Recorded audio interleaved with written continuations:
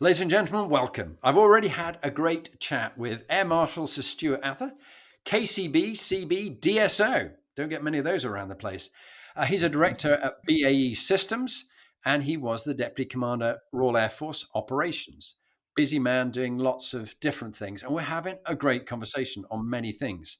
I'm also honoured that he's spent the time listening to some of the other 400 guests, and I know we're going to have some great conversations. Stuart, welcome. Good to have you on board. Hey, thank you, Jonathan. It's a real delight to be here. Looking forward to the conversation. Yeah, and I know already from the banter that we have, it's going to be quite fun. Tell us about what you're doing in your advisory role, both with BAE and the NATO Industrial Advisory Group. And what is BAE Systems doing for those in 125 countries around the world? They might not know, some might not know what BAE Systems does. Great. Well, I wouldn't describe it as an advisory role within BAE Systems. Certainly, I think my boss is looking for delivery, not just world pearls of wisdom. So, my primary role is the director of training strategy, and I sit within the air part of the organization, but my remit extends horizontally. So it extends into the maritime, the land, and the space domain. And what my job is more about looking to the future and thinking about how will the armed forces prepare in the future? What does readiness look like? And we think of training as an input and readiness as an output. And this is something that the company does all around the world, as you recognize. And for me, there are particular technological advances that we're all very familiar with, the AI and autonomy and all of that sort of technology. So, what does that mean for what the armed forces are going to do? How are their concepts going to develop? And then, how do you train within those concepts? So, that's the primary job.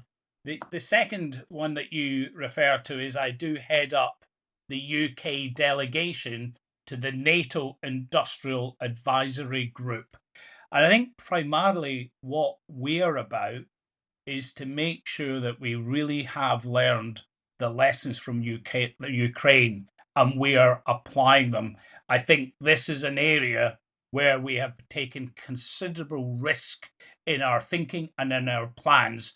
And so, to my mind, that is a role that sits alongside my BAE Systems as the priorities for me. It's a fascinating time. I mean, other people have been in roles like yours as directors in defence industries at a time when defence was the poor relation. There was government wasn't interested in them. NATO seemed to be a bit sort of quiet backwater. Now it's right front and centre of everybody's mind. And with Donald doing his bizarre things that he does, we're going to have to look after ourselves in NATO in a big way. And as we're recording this, you've got drones flying over Denmark and Russian jets flying into NATO countries in the northern part of NATO, where they lack their own air force, but the Royal Air Force provides cover alongside other nations, and it's really pertinent. And drones and what's the future of manned, unmanned aircraft. I think it's a fascinating time for you to be the director of training strategy in BAE Systems. No, it absolutely is. And, I mentioned earlier about, right, Ukraine, and, Zelensky says Ukraine's today is Europe's tomorrow. Yeah. And now I'm always suspicious of anyone that starts the sentence with the lesson from Ukraine is, because normally they'll kind of bridge into a particular hobby horse or not. But what I think one of the lessons from Ukraine is actually the level of risk that sits inside military plans that is about the dependencies and assumptions on industry. And what I mean by that, partly it's about production capacity. That sense of what does a warfighting at scale look like? What do we need our industrial? And I'm just reading a book at the moment about the industry, defense industry in the Second World War. And by the end of the Second World War, we had 2 million people working on aircraft production, 2 million people in the UK. So there's a scale, there's a supply chain, and without getting too boring, but into that sense of actually the level of risk that sits in the lower level tiers of supply within industry. When the military get their kit or their weapons or their bombs or whatever, there's a chain that actually feeds it, whether it's about the materials or whether it's about the way it's transported. And so there's that. But I think what the point that you make about drones and this understanding what innovation at pace looks like, it's what the Prime Minister has referred to, innovation at wartime pace. How do we keep ahead of the adversary? What are the sort of the lessons from the battlefield? And one of them is this: how do we all work together, whether it's about industry, the military? How is it that we come together in order to deliver the capability that's required in in a timely fashion? And just finally, just because I do think if we're fighting, we've failed. That's the truism. The job of our armed forces primarily is to deter, and to deter so we don't have to fight and win. But deterrence is a team activity. It's not just about military capability, it's about political will, it's about industrial readiness, and of course, about societal resilience. And those are the sort of things that we're trying to drive as part of the NATO Industrial Advisory Group. I find all that fascinating. And I remember back to my days as a warrior company commander.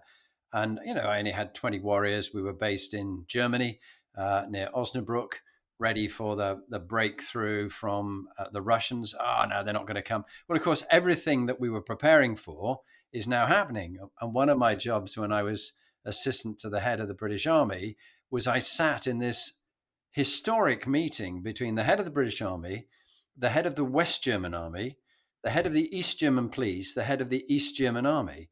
And it was just after the wall had come down. And the East German police officer said, we kept our tanks all revved up, raring to go, because we knew you were going to invade East Berlin. No, we were not, said the head of the army. No, you were. You guys were ready. And so both sides saw this happening. And also, I remember as a warrior company commander, I went to see my storeman and he had his black hole. I said, what's a black hole? He said, oh, well, boss, I need extra sort of wheels for the warriors and a few track pads and a bit of this and a bit of that, because just in case. But of course, we were teaching at the same time. We said to industry, no, have it just in time. Just Yeah, no extra supplies, no extra stock. You just, when you need it, turn on the conveyor belt and build more gas masks. Well, of course, that didn't work because suddenly you need a gas mask. They go, we've decommissioned that particular one. No one builds gas masks anymore. What do you mean you want gas masks? That'll cost you 10 times as much for us to retool a different supply yeah, chain and the like. Now we're starting to realize the stocks you get through in. I mean, I worked with BAE Systems with your munitions and your explosives guys and the shells.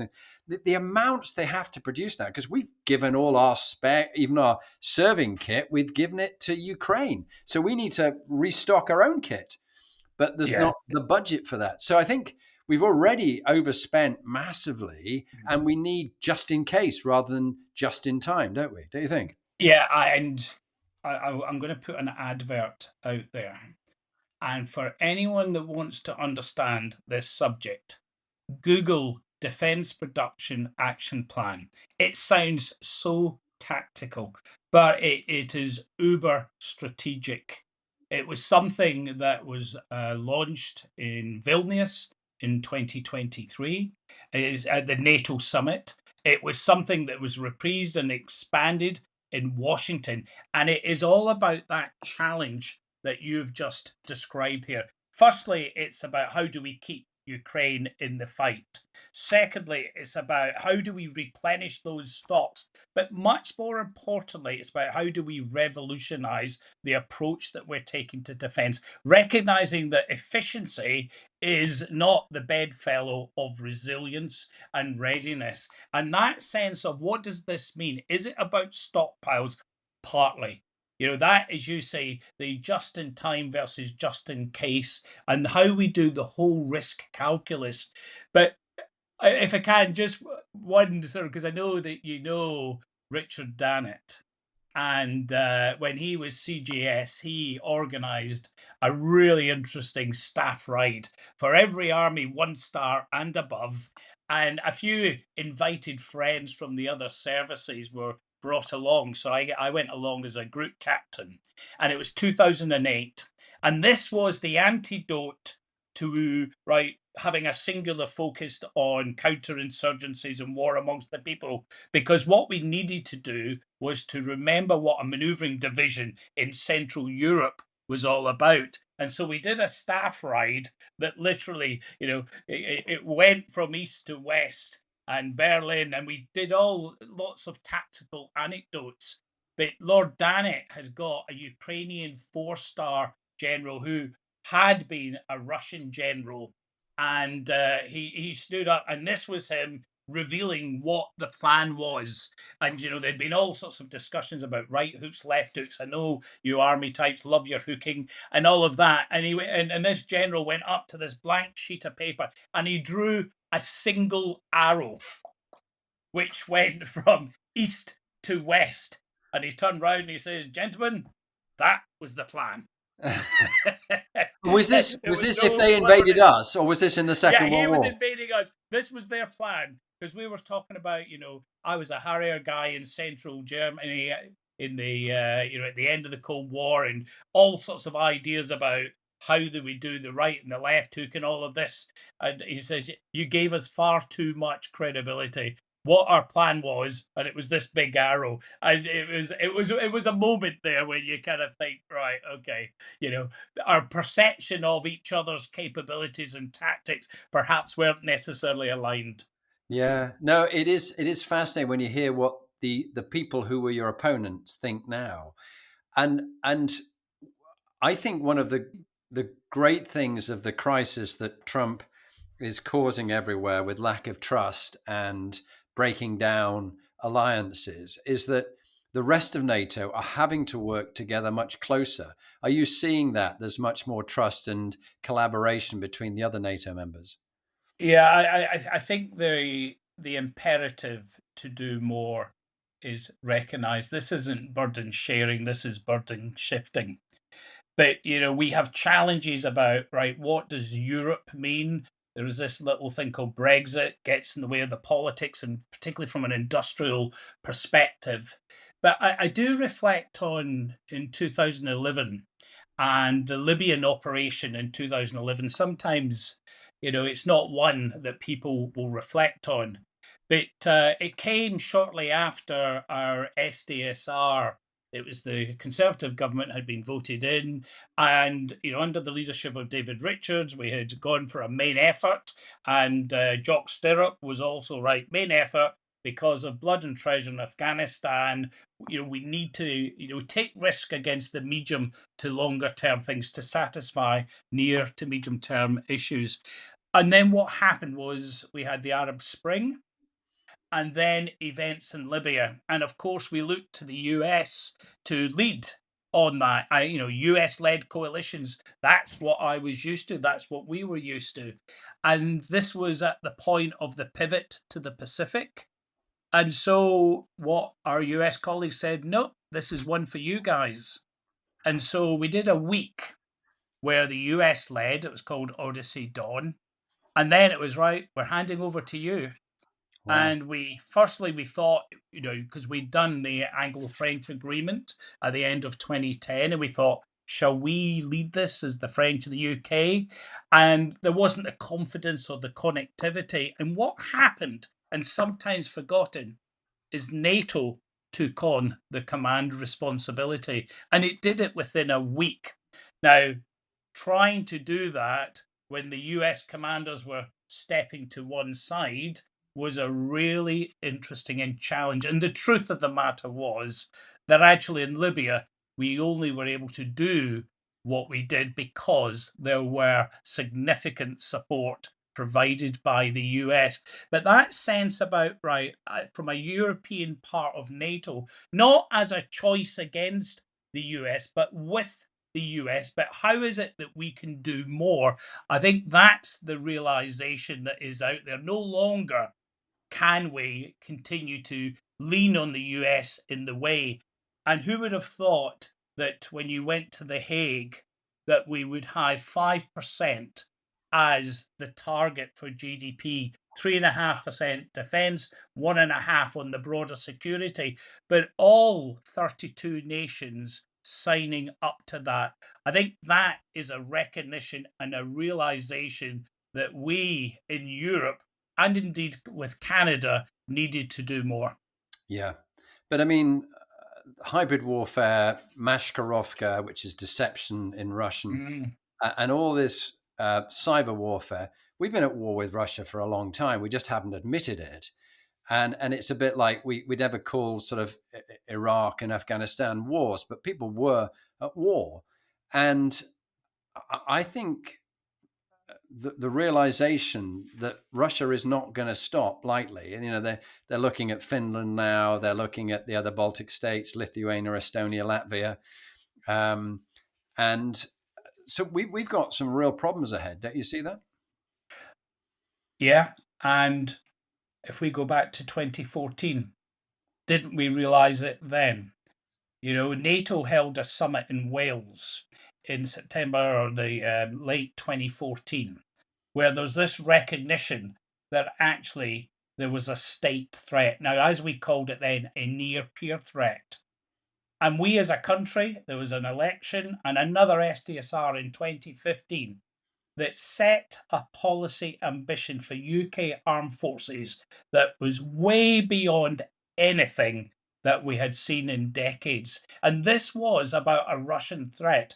This was, as they described it, warfighting at scale. This was an Article 5. This was a near peer adversary. That's what we had. That was 2015 when they set the policy ambition.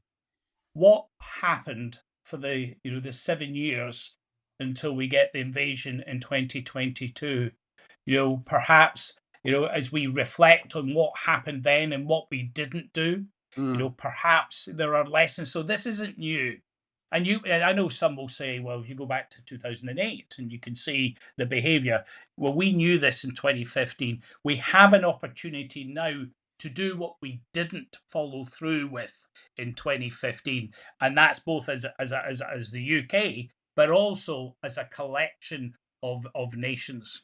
Yeah, and it is so disappointing that there's Donald Trump trying to befriend his authoritarian lookalike, Putin, and yet they've been our enemy for so long, and suddenly why are they great mates? Can't get my head around that.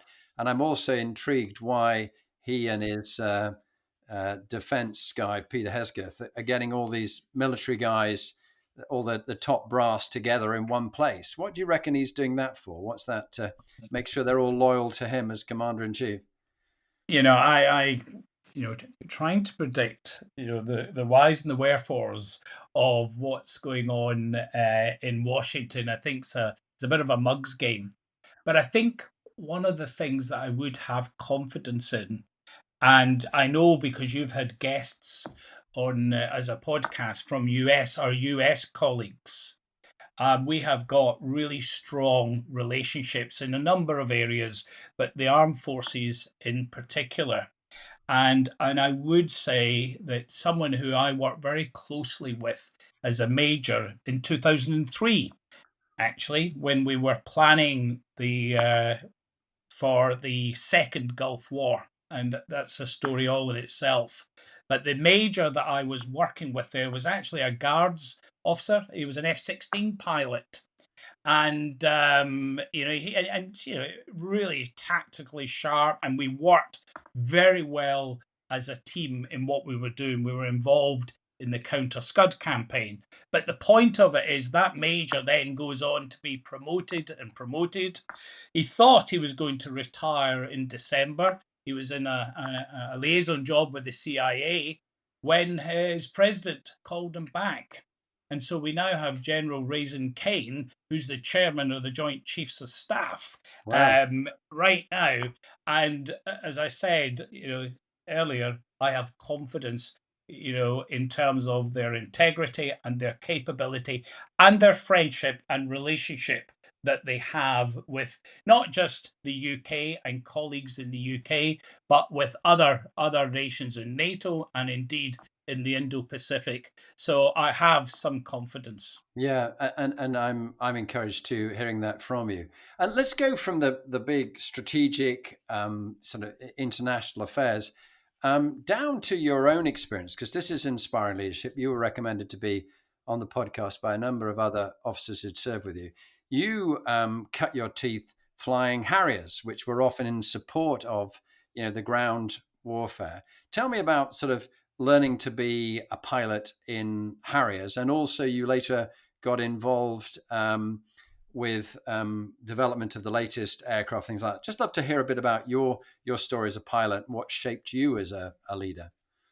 Yeah, I mean, I guess my first job was actually as a flying instructor, which was on the Hawk aircraft. Yes, I remember And the so Hawk. that was about the pure art of flying. And for me, it was really interesting because I learned so much about the basic art of being a pilot. And one of the things I learned was that there's a myth out about pilots and golden, these guys who have got golden boys and got all the talent. Yeah, I'm sure that there's plenty of people that are talented, but actually the people who succeeded were the people who worked at it. There were those who worked, and it's that thing about who you are and how good you are. There are three elements to it. One is your DNA. That's what's given to you. And I would say to be a pilot, there's a certain level you need to be above, but it's not perhaps as high as you might imagine. The second thing is about your experience. And your experience is that thing behind you. So here and now, there ain't much you can do about experience. The differentiation between a good pilot and an average pilot is your willingness to work hard. And that propensity to work hard is something that I saw when I was teaching pilots, new pilots on the Hawk aircraft. And I took that into the Harrier because, the Air Force isn't just about doing air shows, although they do them very well, and particularly in the Harrier, but they're there for a purpose. And that's what, for me, serving on the RAF front line was all about, was the purpose. And I then spent most of my career on operations, doing operations, whether it's in cockpit or in command. I mean, the cockpit that is the boy zone. It was really interesting, exciting, scary, enjoyable, rewarding, all of those. And I was, whether you call it fortunate or not, but in '95 being involved in Operation Deliberate Force, which was the first time that NATO got involved in combat operations, and I was the first RAF guy to lead a mission. Now, not hugely successful as a mission. One of my formation was shot down. A couple of French friends of mine in a Mirage were shot down. But it kind of, the realities of war came, very close to home at that point. And then '99 in Kosovo, again in the cockpit. And, that experience was matched by going in on the ground right at the end of the war in Kosovo, going in on the ground. It was called the Weapons Effectiveness Team. I was leading it, and so it was called WET. I did that as a little, because the Americans was called the Munitions Effectiveness and Analysis Team, MEAT. And I kind of thought that was a bit too alpha male. So the Brits will be the wet team, and the US can be meat. So so we went in there, and for me to be up and close to people on the ground, this was really the first time, because as a pilot, particularly when you're talking about medium level operations, there is an element of detachment. You're up at 5, 10, 15,000 feet, and you're at distance from actually you're not there bayonet in the trench and all of that sort of thing, but to be there on the ground immediately afterwards. And I know you've spoken to Jacko, God bless him. He had just arrived in Pristina when I was there, so this is June 1999. But going around and actually speaking to Kosovo Albanians, and that sort of experience of understanding actually what was going on, it in many ways it was the most fulfilling element of my career, because there was such, I mean, all they were shouting was NATO, NATO, Tony Blair, Tony Blair. And there was a real sense of actually doing something, that is important and is good. And then you go forwards. And so that was 95. It's a bit like the Olympics, 95, 99, 2003. Every 4 years, I seem to get involved in operations. In 2003, it was the Second Gulf War, and the role that I had was as part of the Counter Scud campaign in the Western Desert. And there's again a whole range of stories about that. I mentioned the work with the US Air Force. It was the first time that an Air Force general has been the supported role. So he had soldiers on the ground as part of this, and how we all came together as a force, and how we trained and rehearsed repeatedly before deploying out there, for me was a real lesson. So I guess what I'm giving you is a flavour of the cockpit, and actually what was involved in that. And that's visceral, that's very the tactical, it was enjoyable, it's exciting, but it is quite a different challenge perhaps to the second half, which is when you go into command. And this is a perfect segue into a few quick fire questions I'd like to ask you, because you have had exactly what I'm looking for, and why it's in the book, The CEO's Compass, how to navigate your team through turbulent times. That has been your life. You've been navigating teams through turbulent times, literally navigating. And so I think you're well placed, someone who's been in the military and then now you're in business, and you have to translate the language from one to the other, so that the CEOs and the C-suite executives who are listening to this go, that's useful tips that I can apply. Clearly I'm not going to be in a Harrier cockpit. I haven't been in, countering Scuds in the Gulf War, but the lessons apply to me. So let's take some of those lessons. And I want to begin really with a darkest moment in your career or in your life, and what you learnt from it that is helpful to you today as a leader. What would you choose? I mean, inevitably, it involves the loss of life. I think, for all of us, whether it's, your own family, but within the context of the armed forces, people who have lost, most of them in accidents. But when I referred to being on the ground in Kosovo, if I fast forward to being their component commander in Afghanistan, I was based in Qatar, but supporting operations in Afghanistan. And 2009 into 2010, I did it for 9 months. And to be on the ground at far too many of the ramp ceremonies, to my mind, it reminded me of the nature of the endeavour that we were involved in, and particularly about those 19-year-olds going out in patrol in Helmand, and the level of sacrifice that was involved in that. And to my mind, that sense of, as an airman, what can I do to support these guys on the ground? Is it the eyes in the sky? Is it as the bodyguard? What is it? What more can I do to support them?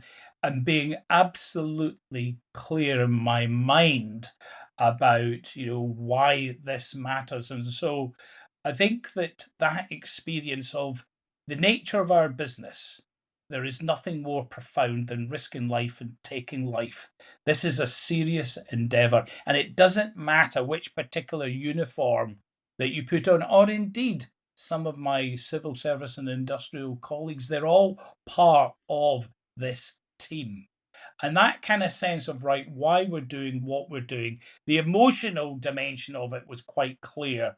Each of these ramp ceremonies really drove it home.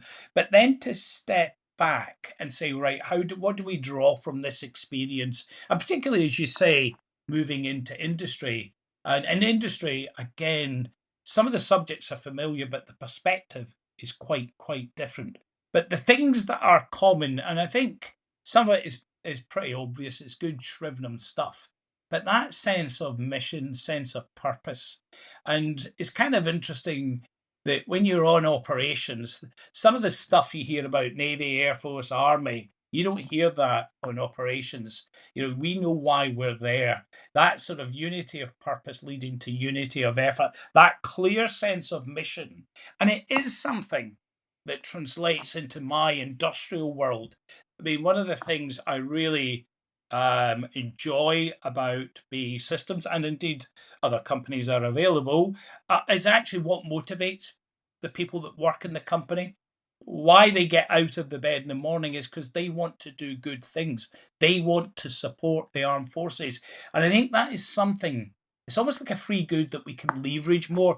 Of course, you've got to articulate it in a way that makes sense to them. There's a danger of being too ethereal. You got to know your audience and place it in a context. But that sense of mission is I think one of the things. The second thing is, of course, the strategy, the ends, the ways, and the means. So the mission is the ends.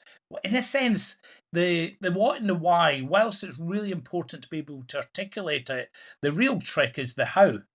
And that's the things about how do you play the ways and the means. This is where it's about the conceptual element of fighting power. It's that thinking part of it. And then the final thing that ties this all together, the mission, the strategy, is leadership.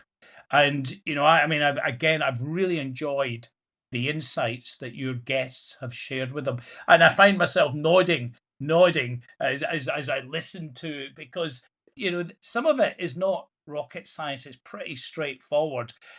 One of the most important things about leadership is to lead, is an active element of it. And so for me, that sense of the chemistry that combines the mission, the purpose, the strategy to deliver that, and then the leadership that ties it all together, that is as relevant to leading a NATO mission over the Balkans as it is in delivering the training strategy in BAE Systems. I think that's beautifully put together. And as people listen who are in business, time and again, the things that mark out the most inspiring leaders that I've interviewed and I coach and work with is this what, why, and how, this tying it all together. And Dame Alison Nimmo, who was episode 2, if we go all the way back to that, she was the CEO of the Crown Estate. And I talk about her in the book. And she was working with her boss in Manchester to rebuild after the 1996 IRA bombing. And he said, we're going to keep doing this until we rebuild Manchester. We've got to come to work with a real sense of purpose of why we do what we do. It's not just a job. There's a more of a calling and a vocation. And when I think of Matt Oppenheimer, the CEO at Remitly Global, they're helping not only immigrants send money back to theirs, but those most disadvantaged in society who often are excluded from banking, but they want to be able to help pay their families. And so to have a purpose and a mission to what you do gets people up in the morning. Just paying the mortgage isn't enough. The next question is, if I took you back in the DeLorean Back to the Future and met the young Stuart Atha, who was perhaps 16 to 18 years old, what bit of wisdom would you give yourself? This matters and this doesn't matter. What would you say to yourself from your years of Well, experience since? I think, I've been really fortunate because the Royal Air Force was never in my mind. My father had served in the Second World War at the end, and then was moved into the army, much to his upset because he was surplus to requirements. But anyway, and so I didn't know anything about the Air Force, and I was my third year at university when I saw a poster that said free flying. And I'm not playing to the stereotype of the Scot, but the free bit certainly caught my attention. But it was the combination of free flying, and it was actually the University Air Squadron. And I applied to their squadron. They took in 15 people that year. And I now know that I was number 15 out of 15 in the selection because they asked me questions about what type of aircraft did the Red Arrows fly. And I kid you not that I did answer, is it the red ones? So I knew very little about the Air Force. And so there was a thing where I just happened to, because I flew in the air squadron. I met some of my instructors and who had flown during the Second World War, incredibly, and suddenly I realized there's a combination. There was a calling, there was a purpose, and I suppose I was lucky in the way that I fell into it. There's an element where I would like to have taken chance out of that. And what I would be saying to myself is you work hard. And just in some senses, I wouldn't change a bit of it because I had such a rich and rewarding career. But there is one element where, and this is maybe where hypocrisy comes into play, and we were talking about this earlier, and it is the work life balance. And sacrifice when you serve takes many forms. And I rather feel that the sacrifice is not that I've made, but my family have made. And I Yeah. think that's one of the things where, and my father said this, my dad worked harder than anyone I have ever met. And in his later years, he said to me, none of his friends say they wish they'd spend more time at work. And I would nod and I would agree, and I say, you're a hypocrite, Dad, because I never saw you because you were a small businessman. You were working every hour that God sent. And he says, anyway, here am I, this old man with my 5 children, and thinking, oh, I wish I'd spent more time with my family. But then, these are the sacrifices perhaps that are, whether they're necessary, they certainly were necessary. And I would say to anyone today that if you think that these sacrifices are not necessary, if you really want to drive on and excel, I think I need to manage your expectations. And so that sense of, you know, saying I wish, I spent more time with my family, whether or not I would have gone back in my DeLorean and I would have listened to myself, I'm not sure. Just know that there are sacrifices that are made on the personal side in order to deliver against the professional ambition. I think so well put. And again, in writing the book and interviewing many of the guests, the ones who've been the most successful do look back and they go, I did sacrifice a lot. Al Khan's talked about it, of his daughter's 22 years life. He reckoned he actually probably spent 2 out of the 22 with her. He was in with the Royal Marines and his other special forces roles, away so much, 20 years out of 22. And people forget just how long some of these wars have been going on, longer than the Second World War, way longer than the Second World War.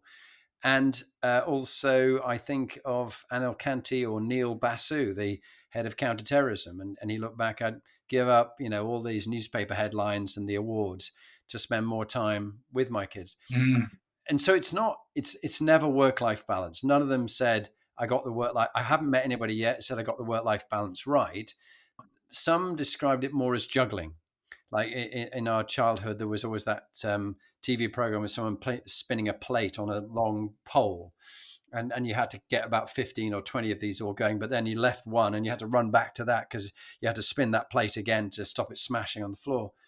And I think that's more an analogy I liken it to. And another leader said, everything in life is possible if you're prepared to pay the price and live with the consequences.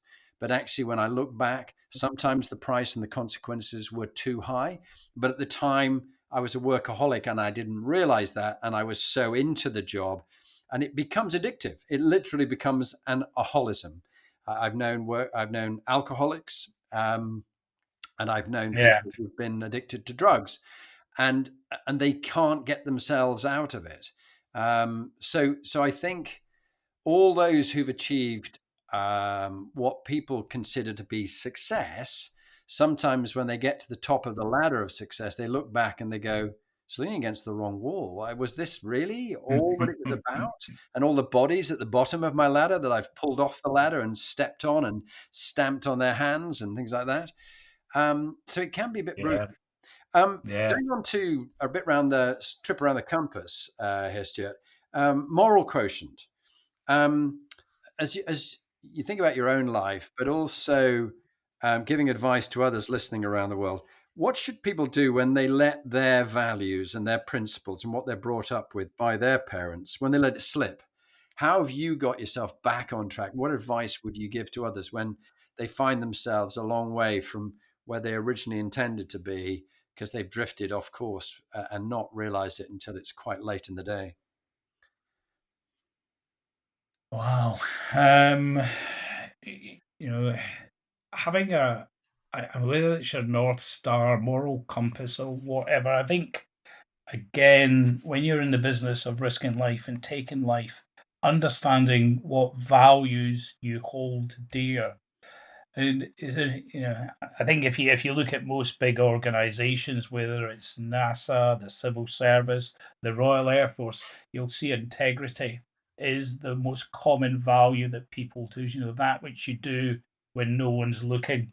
And I think, I mean, all of us can look at times perhaps where, trying to understand the reason you made the decision that you did, and was it for the right reason. And sometimes there are compromises to be made, right and wrong. And I think of some of some of the decisions, or the decision making I was part of, that I reflect on, and the role that I played in that. And sometimes it's uber strategic, Dodgy Dossier 2003, and the role that I played in that. I'm a very low level, but nonetheless, I was a squadron commander, and I was absolutely convinced by what it is that we were doing and the advocacy that I delivered at that point.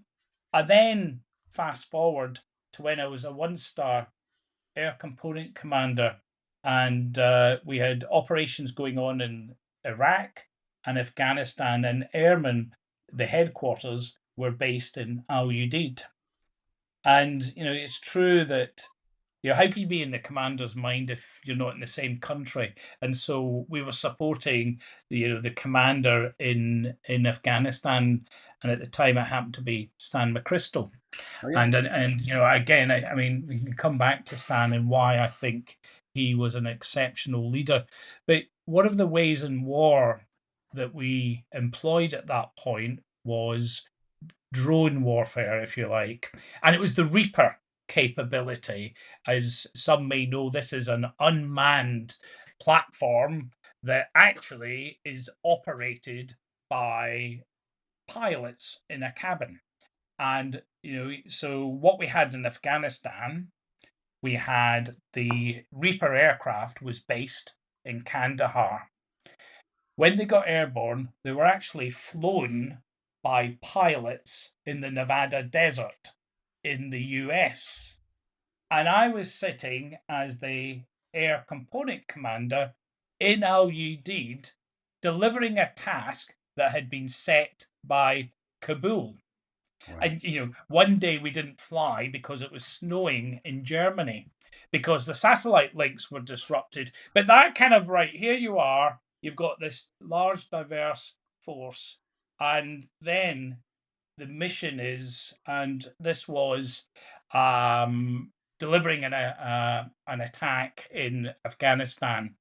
I won't go into the details of it, but that as the national lead, you had a thing called the red card. Actually, it was a green card, and it's whether you played the green card or not.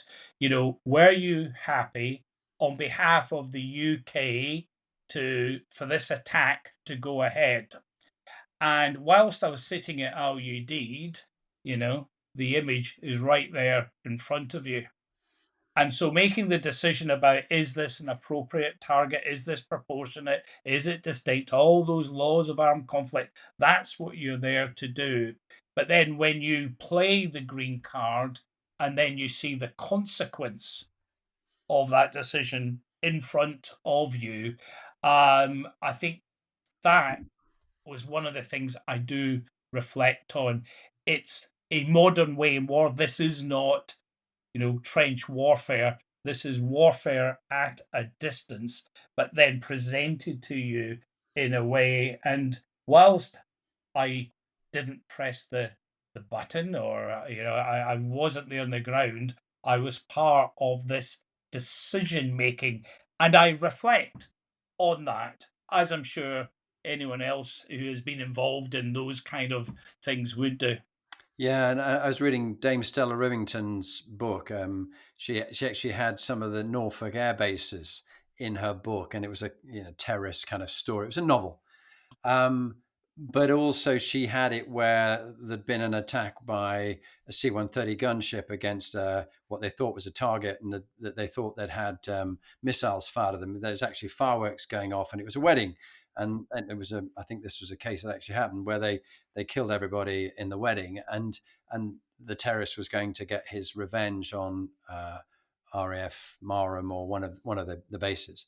But also there was a film in which, again, it was Reaper drone footage, and when they fired the missile in, was it the right time, and someone had just walked in, and that decision making must be so difficult, and I just can't imagine how hard it is for people. But living with the consequences of what you do when you're doing what you think to be the right thing at the time, and then you have years later to reflect on it. Purpose quotient is the next one I'm interested in, Stuart. We haven't got long; we've got about five minutes or so. But when people make a shift from a major job like you have, years in the Royal Air Force, and then now you're in business and a director in BAE Systems. Sometimes there's a switch in identity and meaning and purpose in your life.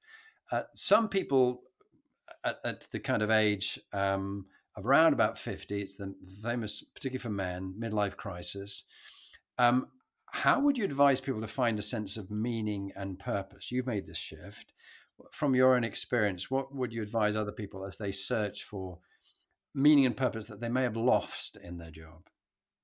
I mean, I think passion can take many forms.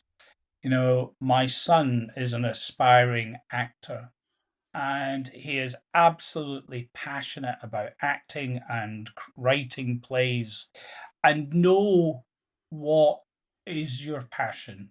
I mean, I think that is one of those things where I've been fortunate that I have been doing something in uniform I'm passionate about. I did think when I left the services, I want to get as far away from defence as I can, but it's what I'm passionate about. It's Mm. what I care about. And so for me, purpose is so important. And therefore, come would say I'm just doing the same thing, but in a suit, rather sadly. But that sense of, knowing what you're passionate about. And I was given some really good advice when I left the Air Force by a brilliant guy called Gary Dibbs, who said, because I was talking about going off into a completely different sector, I was talking about doing netting, and he said, that's not who you are. Mm. That's not what you're passionate about. That's not what actually you know about. So, what I've found is something which I am passionate about, but it's new and it's different. You know, the in industry, we look at very similar problem sets from a completely different perspective. In the MOD and in the military, when you talk about money, it's how you spend it.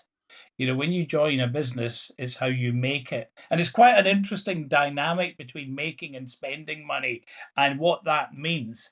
And what I hope I can bring in what I do is that empathy with what those in uniform are trying to achieve, and to work with the company, with industry, to find ways by which we can deliver that. And so, to my mind, it's got to be about what you care about and what you're passionate about. Just so happens that for me, it's about defense, but for others, it might be sailing, it might be something completely different. Yeah, I think that's well put. And somebody explained as I was making the shift from the military into business, and I went from the military, um, and I made the following steps because of this 2x2 matrix. And if you imagine you're in the bottom left of the 2x2 matrix in your current job, in your role, in your particular business or defense or whatever it is, and you want to move to the top right corner, the top box.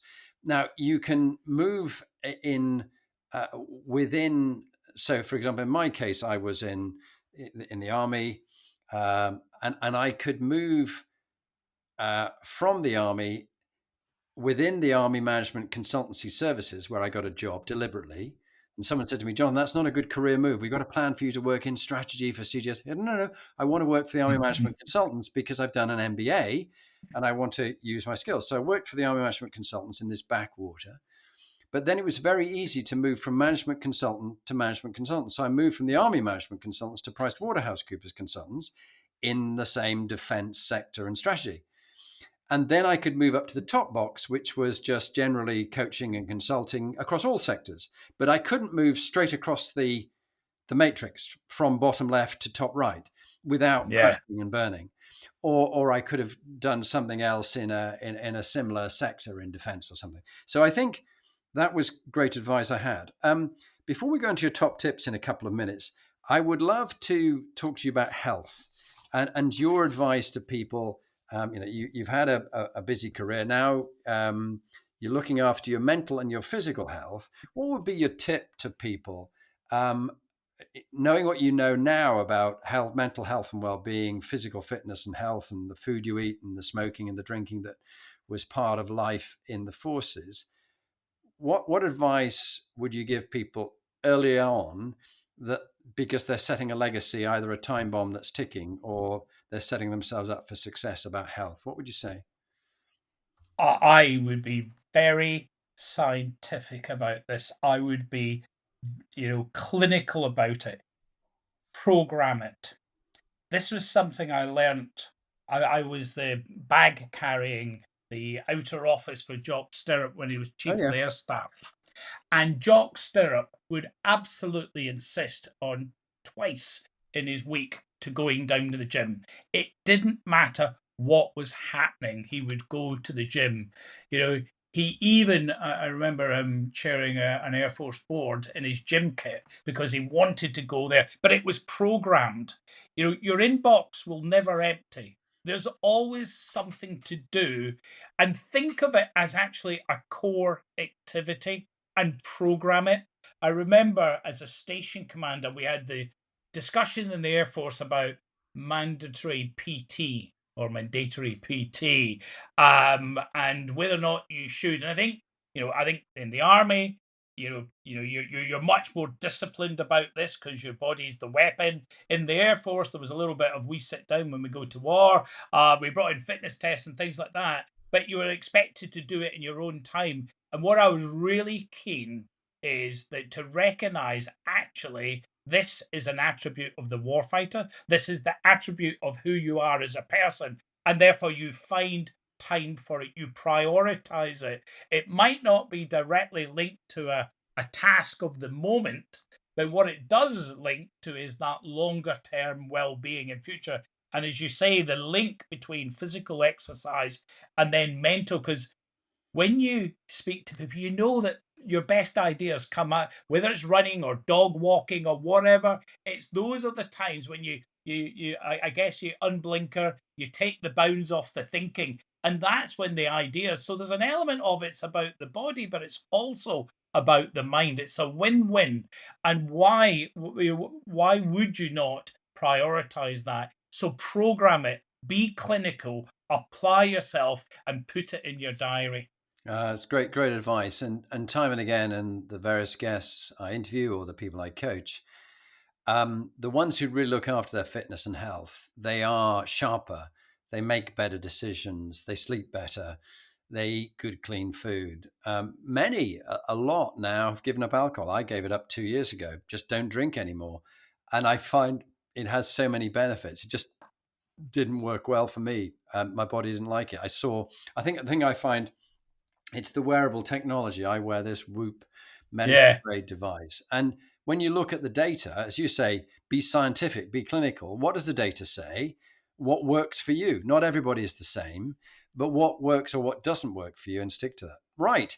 So we're at the perfect time now.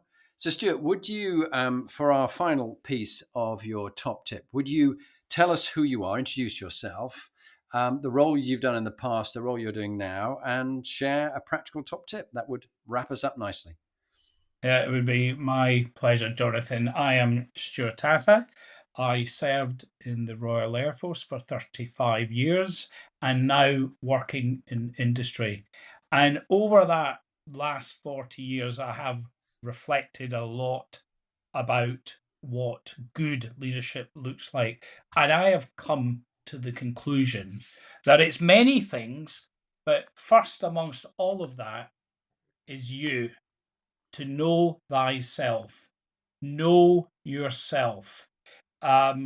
Before taking on a new job, go and stand in front of a mirror and look at that person and listen to what people have said to you in the past and to reflect on that. It's that sense of knowing yourself and not just your weaknesses, because there's a bit in us who we always kind of like, what people criticize. Also recognize what your strengths are and how do you play to your strength and defend your weaknesses. But it requires an honesty with yourself for both of those. And I think armed with that knowledge about who you are, what your strengths and what your weaknesses are, and how you're perceived. You know, how you think you're seen is not necessarily how you are seen. And therefore, that dynamic between who you are, what does your team look like, and what does it need to look like, and what is the task at hand. And lastly, listen, learn, lead. That would be my top tip. Fantastic. Well, Air Marshal Sir Stuart Atha, thank you very much indeed for being on the Inspiring Leadership podcast. People said you were going to be inspiring. I knew you were. And thank you for your wisdom and experience. No, thank you, Jonathan, and thank you for what you do. When I say listen, learn, lead, one of the things I would be listening to, and I will be listening to, are your podcasts. Huge amount of insights that you're generating through them. So thank you for that. Thank you very much indeed. That's most kind.